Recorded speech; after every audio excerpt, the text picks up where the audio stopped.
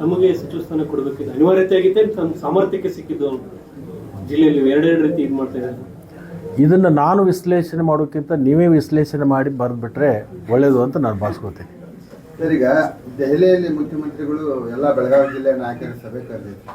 ಯಾವ ರೀತಿಯ ಒಂದು ಸಲಹೆಗಳನ್ನು ಕೊಟ್ಟರು, ಸೂಚನೆಗಳನ್ನು ಕೊಟ್ಟರು? ಒಟ್ಟಾಗಿ ಹೋಗಬೇಕು, ಒಂದಾಗಿ ಹೋಗಬೇಕು, ಮನಸ್ತಾಪಗಳು ಇರಬಾರ್ದು. 2028ಕ್ಕೆ ಪಕ್ಷ ಪುನಃ ಅಧಿಕಾರಕ್ಕೆ ಬರಬೇಕಾದ್ರೆ ಬೆಳಗಾವಿ ಜಿಲ್ಲೆಯಲ್ಲಿ ಅಷ್ಟೇ ಅಲ್ಲ, ಇಡೀ ರಾಜ್ಯದಲ್ಲಿ ಕಾಂಗ್ರೆಸ್ ಪಕ್ಷದ ಶಾಸಕರು ಕಾರ್ಯಕರ್ತರು ಒಟ್ಟಾಗಿ ಹೋಗಬೇಕು, ಒಂದಾಗಿ ಹೋಗಬೇಕು. ಆ ನಿಟ್ಟಿನಲ್ಲಿ ನೀವೆಲ್ಲರೂ ಕೂಡ ಒಮ್ಮನಸ್ಸಿನಿಂದ ಕಾರ್ಯಗಳನ್ನು ಮಾಡಬೇಕು, ಒಮ್ಮನಸ್ಸಿನಿಂದ ಹೋಗಬೇಕು ಅಂತಕ್ಕಂಥ ಮಾತುಗಳನ್ನು ಹೇಳಿದೆ. ಸರ್, ಇವಾಗ ಸಚಿವರಾಗಿದ್ದೀರಿ, ಯಾವ ಖಾತೆ ಮೇಲೆ ಇಂಟ್ರೆಸ್ಟ್ ಇದೆ ಸರ್? ಖಾತೆಗಳ ಬಗ್ಗೆ ಚರ್ಚೆ ಮಾಡಬಾರ್ದು. ಯಾವುದೇ ಖಾತೆಗಳಿದ್ದರೂ ಕೂಡ ಅದನ್ನು ಯಾರು ಚೆನ್ನಾಗಿ ನಿರ್ವಹಿಸ್ತಾರೋ ಆ ಖಾತೆಗೆ ಬೆಲೆ ಬರುತ್ತೆ. ಸರ್, ಈಗ ಮಹಿಳಾ ಸಚಿವರಿಲ್ಲ, ಯಾವಾಗ ತುಂಬ್ಕೋತೀರಿ ಅಂತ?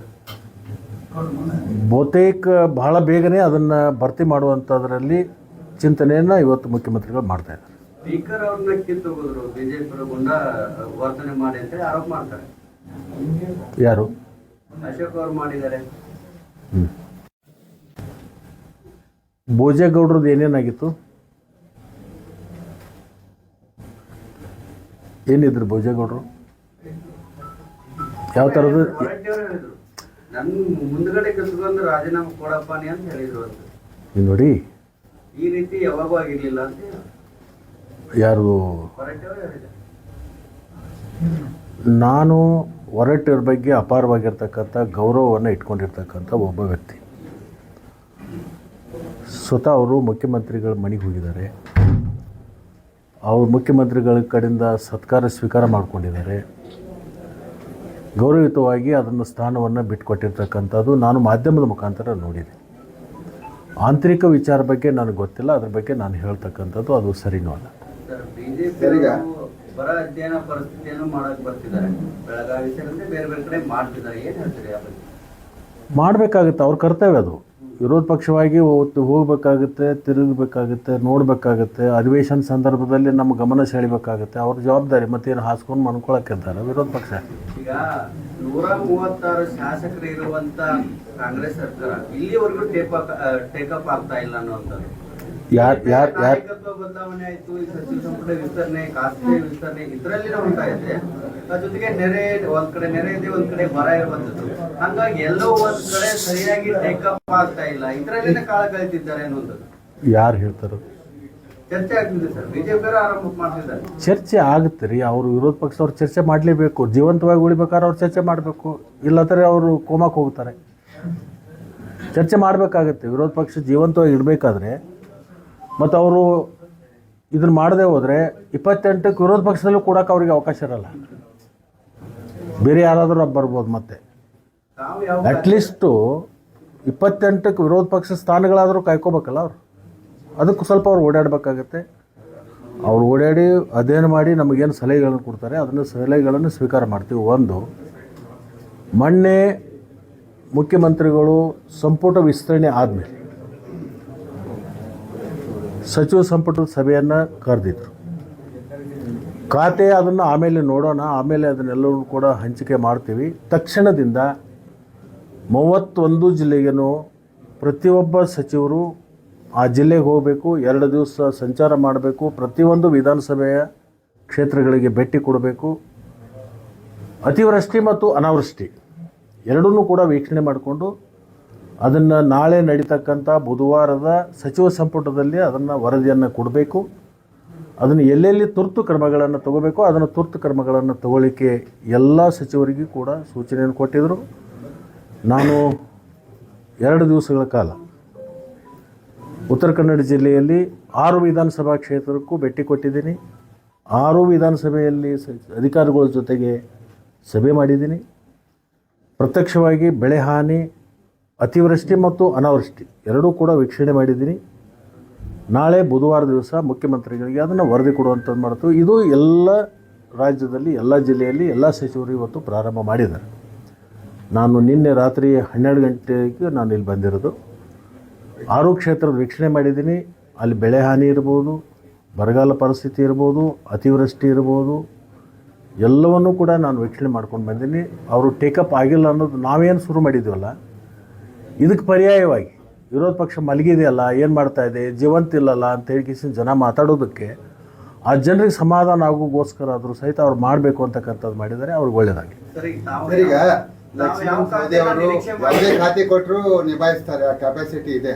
ಆದರೆ ಬೆಳಗಾವಿ ಜಿಲ್ಲೆ ದೊಡ್ಡ ಜಿಲ್ಲೆ, ಇಲ್ಲೇ ಖ್ಯಾತೆಗಳು ಕೂಡ ಜಾಸ್ತಿ ಇದ್ದಾವೆ. ಆ ಖ್ಯಾತೆಗಳನ್ನು ಯಾವ ರೀತಿ ಎದುರಿಸ್ತೀರಾ ಮತ್ತು ನಿಭಾಯಿಸ್ತಾರೆ? ನಾನೇನು ಹೊಸದಾಗಿ ಮಂತ್ರಿ ಆಗಿಲ್ಲ, ಇದು 4ನೇ ಬಾರಿಗೆ ಆಗಿರ್ತಕ್ಕಂಥದ್ದು. ಖ್ಯಾತೆ ಮಾಡೋದು ನಮ್ಮ ಜೊತೆಗೇನು ಮಾಡಬೇಕಲ್ಲ. ಖ್ಯಾತೆ ಮಾಡಿದರೆ ಅವ್ರಿಗೆ ಪರಿಹಾರ ಸಿಗದ ಸಂದರ್ಭದಲ್ಲಿ ಖ್ಯಾತೆ ಮಾಡ್ತಿರ್ತಾರೆ, ಅದ್ರ ಪರಿಹಾರ ಕಂಡುಕೊಂಡು ಅದನ್ನು ಸರಿ ಮಾಡುವಂಥ ಕೆಲಸ ಮಾಡೋಣ. ಇಬ್ರು ಬಲಾಢ್ಯರಿಗೆ ಸಚಿವ ಸ್ಥಾನ ಸಿಕ್ತು ಸರ್. ಬೆಳಗಾವಿ ಇದರಲ್ಲಿ ರಾಜಕೀಯ ತೂಕ ಹೆಚ್ಚಾಯ್ತು. ಬೆಳಗಾವಿಗೆ ಇನ್ನೂ ಅನುದಾನ ಬರ್ಬೋದು, ಯೋಜನೆಗಳು ಇನ್ನೊಂದು ಸ್ಥಾನದ ಬೇಡಿಕೆ ಇತ್ತು. ಏನ್ ನಡೀಬೋದು? ನೋಡ್ಬೇಕು, ಅದನ್ನು ವರಿಷ್ಠರು ತೀರ್ಮಾನ ಮಾಡ್ತಾರೆ. ಒಟ್ಟು ನಮ್ಮ ಜಿಲ್ಲೆ ಸರ್ವಾಂಗೀಣ ಅಭಿವೃದ್ಧಿಗೆ ಏನು ಪ್ಲ್ಯಾನ್ ಮಾಡಬೇಕು ಪ್ಲ್ಯಾನ್ ಮಾಡ್ತಾರೆ.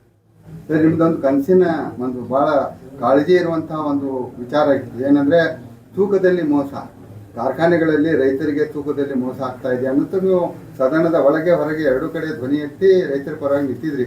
ಈಗ ನೀವು ಸರ್ಕಾರದ ಒಳಗಡೆ ಹೋಗಿಬಿಟ್ಟಿದ್ದೀರಾ, ಅದನ್ನು ಯಾವ ರೀತಿಯಾಗಿ ಪರಿಹಾರ ಮಾಡ್ತೀರಿ? ಸಂಬಂಧಪಟ್ಟಂಥ ಸಚಿವರ ಜೊತೆಗೆ ಕೂತ್ಕೊಂಡು ಏನು ಮಾಡಬೇಕು, ಏನು ಯಾವ ಥರದಿಂದ ನಡ್ಕೋಬೇಕು ಅನ್ನುವಂಥದ್ದು ಅವ್ರ ಜೊತೆಗೆ ಚರ್ಚೆ ಮಾಡಿ ಅದನ್ನು ತೀರ್ಮಾನ ಮಾಡಲಿಕ್ಕೆ ನಾನು ಸಂಬಂಧಪಟ್ಟಂಥ ಯಾರಿಗೆ ಸಕ್ಕರೆ ಇಲಾಖೆ ಹೋಗುತ್ತೆ ಅವ್ರ ಜೊತೆಗೂಡ್ಕೊಂಡು ಚರ್ಚೆ ಮಾಡಿ ಅದನ್ನು ತೀರ್ಮಾನ ಮಾಡ್ತೀವಿ. ಬರುವಂಥ ಹಂಗಾಮದಲ್ಲಿ ಸಂಪೂರ್ಣ ನಿಲ್ಲಿಸ್ಲಿಕ್ಕೆ ಆಗದೇ ಇದ್ದರೂ ಸಹಿತ 90 ಭಾಗ ಆದರೂ ನಿಲ್ಲಿಸುವಂಥ ಕೆಲಸ ಮಾಡ್ತೀವಿ. ನಮ್ಮ ಕ್ಷೇತ್ರದಾಗ 1 ಲಕ್ಷ ಟನ್ ಗುರಿ ಇಟ್ಕೊಂಡಿದ್ವಿ, 75,000 ಇದಾಗಿದೆ. ಈಗಾಗಲೇ ನಮ್ಮ ತಾಲೂಕದಲ್ಲಿ 76 ಲಕ್ಷ ಟನ್ ಕಬ್ಬು ಬೆಳೆಯುತ್ತೆ ರಿಪೋರ್ಟ್ ಪ್ರಕಾರ. ಬಹುಶಃ ಅದು 28 ಒಳಗಾಗಿ 2 ಯೋಜನೆಗಳು ಪ್ರಾರಂಭ ಆಗಿದೆ. ಒಂದು ಅಮಾಜೇಶ್ವರಿ, ಇನ್ನೊಂದು ಬಸವೇಶ್ವರ. ಬಸವೇಶ್ವರನು 90 ಭಾಗ ಮುಗಿದಿದೆ, ಅಮಾಜೇಶ್ವರ 90 ಭಾಗ ಮುಗಿದಿದೆ. 2 ತಿಂಗಳಲ್ಲಿ ಆ ಕೆಲಸ ಪೂರ್ಣ ಮಾಡಬೇಕು ಅಂತಕ್ಕಂಥ ಒಂದು ಟೈಮ್ ಬೌಂಡ್ ಇಟ್ಕೊಂಡಿದೆ. ಈ ವರ್ಷಕ್ಕೆ ನಾವು ನೀರು ಕೊಡಲಿಕ್ಕೆ ಪ್ರಾರಂಭ ಮಾಡಿದರೆ ಅದು 27-28ನೇ ಹಂಗಾಮದಲ್ಲಿ 1 ಕೋಟಿ ಟನ್ ಕಬ್ಬನ್ನು ಬೆಳೀತಕ್ಕಂಥ ತಾಲೂಕು ಇಡೀ ರಾಜ್ಯದಲ್ಲಿ ಯಾವುದಾದ್ರೆ ಅದು ಅಥಣಿ ತಾಲೂಕು ಆಗುತ್ತೆ. ಸರ್, ಜಿಲ್ಲೆಯಲ್ಲಿ 2 ಸಾಹುಕಾರಗಳು ಮಂತ್ರಿ ಆಗಿದ್ದಾರೆ. ನಾನಂತೂ ಸಾಹುಕಾರಲ್ಲ, ಸಾಮಾನ್ಯ ರೈತ ಕುಟುಂಬದಿಂದ ಬಂದಿರತಕ್ಕಂಥ ಒಬ್ಬ ರೈತ. ಕೃಷಿ ಮಹಾವಿದ್ಯಾಲಯ ಕಾಮಗಾರಿ ಭೂಮಿ ಪೂಜೆ ಸ್ವಲ್ಪ ದಿವಸ ಬೇಕು. DPR ಆಗ್ತಾಯಿದೆ, ಜಮೀನು ಗುರುತಾಗಿದೆ.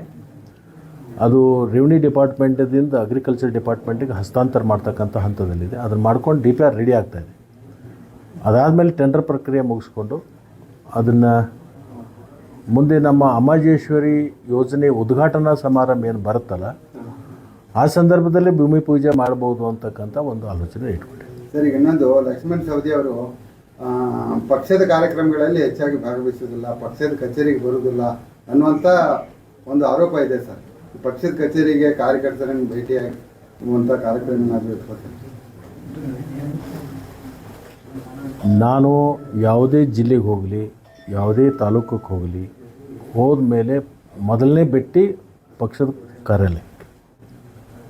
ನಿನ್ನೆ ನಾನು 6 ಕ್ಷೇತ್ರದಲ್ಲಿ ಹೋದಾಗ 6 ಕ್ಷೇತ್ರದ ಅಲ್ಲಿ ವಿಧಾನಸಭಾ ಕ್ಷೇತ್ರದ ಏನು ತಾಲೂಕು ಮಟ್ಟದ ಕಚೇರಿಗಳಿದ್ದಾವೆ, ಕಾರ್ಯಾಲಯಗಳಿದ್ದಾವೆ, ಅಲ್ಲಿ ಭೇಟಿಯಾಗಿ ಆಮೇಲೆ ಅಧಿಕಾರಿಗಳ ಸಭೆ ಮಾಡಿದೆ.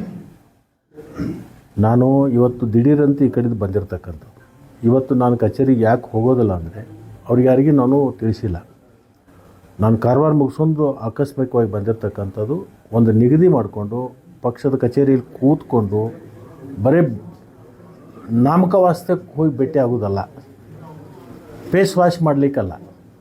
ಹೋಗಿ 1 ಗಂಟೆ 2 ಗಂಟೆ ಕೂತು ಕಾರ್ಯಕರ್ತರ ಭಾವನೆ ಏನಿದೆ, ಕಾರ್ಯಕರ್ತರ ಅನಿಸಿಕೆ ಏನಿದೆ, ಅವ್ರ ಸಲಹೆಗಳೇನಿದ್ದಾವೆ, ಅವರು ಯಾವ ಥರದಿಂದ ಮುಂದೆ ನಡ್ಕೋಬೇಕು ಅಂತಕ್ಕಂಥದ್ದನ್ನು ಇಬ್ಬರ ಮಧ್ಯದಲ್ಲಿ, ಕಾರ್ಯಕರ್ತರ ಮತ್ತು ಮುಖಂಡರ ಮಧ್ಯದಲ್ಲಿ ಹೇಗಿರಬೇಕು ಅಂತಕ್ಕಂಥದ್ದನ್ನು ನಾವು ಚರ್ಚೆ ಮಾಡಿಕೊಂಡು ಭೇಟಿ ಆಗಲಿಕ್ಕೇನೋ ಒಂದು 5 ನಿಮಿಷ ಹೋಗ್ಬೋದು. ದೇವಸ್ಥಾನಕ್ಕೆ ಹೋಗಿ ನಮಸ್ಕಾರ ಮಾಡಿ ಬಂದಂಗೆ ಮಾಡಿದ್ರೆ ಅದು ಕಾರ್ಯಾಲಯಕ್ಕೆ ಹೋದಂಗೂ ಅಲ್ಲ. ಸಮಯ ನಿಗದಿ ಮಾಡಿಕೊಂಡು ಎಲ್ಲ ಪದಾಧಿಕಾರಿಗಳನ್ನು ಅವತ್ತು ಕರೆಸ್ಕೊಂಡು ಅಲ್ಲಿ ಕೂತ್ಕೊಂಡು 2 ಗಂಟೆ ಕೂತ್ಕೊಂಡಾಗ ಅದಕ್ಕೆ ಒಂದು ಅರ್ಥ ಇರ್ತದೆ. ನೆಪಕ್ಕೆ ಮಾತ್ರ ಅದು ಹೋಗೋದಲ್ಲ ಅಂತ ನನ್ನ ಭಾವನೆ. ಒಂದು ವಿಚಾರ, ತಾವು ಮಿನಿಸ್ಟರ್ ಆಗೋದಕ್ಕಿಂತ ಪೂರ್ವದಲ್ಲಿ ಇನ್ನೊಬ್ಬರು ಸಚಿವರು ತಾವು CM ಅವರು ಬೆಳಗಾವಿಯನ್ನ ಮುಖಂಡರಿದ್ದಾರೆ, ಒಂದು ಕನ್ನಡ ಭವನದಲ್ಲಿ ದೆಹಲಿಯಲ್ಲಿ ಸಭೆ ಆಯಿತು ಅನ್ನೋ ಒಂದು ವಿಚಾರ ಹೊರಗಡೆ ಬರ್ತಾ ಇದೆ. ಏನಾದರೂ ಆ ರೀತಿ ಏನಾದರೂ ಚರ್ಚೆ ಆಯ್ತಾ ಸರ್? ನಮಗೆ ವಿರೋಧ ಮಾಡಿದ್ರು, ಖಾತೆ ಕೊಡಬೇಕಾದ್ರೆ ಇಲ್ಲಿಯವರು ಪ್ರಭಾವಿ ಸಚಿವರು ವಿರೋಧ ಮಾಡಿರೋ ಅನ್ನೋದು ಆರೋಪ ಇದೆ. ಆರೋಪರಿಯವು ಸರ್ ಆ ರೀತಿ ಆರೋಪ ಬೇರೆ, ಸರ್, ಸತ್ಯ ಬೇರೆ. ಬೆಳಗಾವಿ ಈಗ ನಿನ್ನ ಮೇಲೆ ನಾನು ಆರೋಪ ಮಾಡ್ತೀನಿ, ನನ್ನ ಬಗ್ಗೆ ನಿನ್ನ ಒಳ್ಳೆ ಭಾವನೆ ಇಲ್ಲಪ್ಪ ಅಂತೇಳಿ ಆರೋಪ ಮಾಡ್ತೀನಿ, ಬಟ್ ನೀ ಹೇಳ್ಬೇಕಲ್ಲ. ಹಾಗೇನಿಲ್ಲ.